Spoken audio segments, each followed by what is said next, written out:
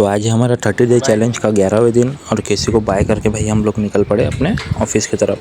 हम जल्दी जल्दी अपने गाड़ी की तरफ बढ़ गए क्योंकि हम आज बहुत ज़्यादा लेट हो गए थे भाई।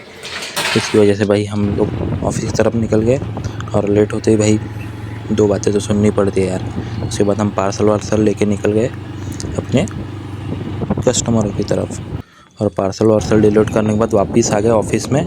तो देखा भाई कि बहुत ज़्यादा भीड़ लगी थी।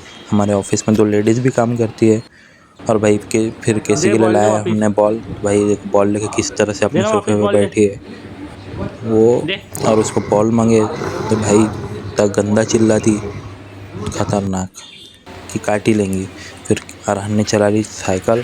भाई उसने खुद ही एक चक्कर निकाल लिया था उसमें का, और देखो बोले कैसे चलाता हूँ मैं साइकिल। उसके बाद भाई मम्मी ने शाम को कुछ सब्ज़ी वगैरह नहीं बनाई थी तो भाई हम लोग चले गए सब्ज़ी लाने। उसके बाद खाना वाना खाकर ये अमूल का बादाम पी लिया शेक। इसी के साथ हमारा व्लॉग होता है समाप्त। लाइक कर सब्सक्राइब करें। Thank you.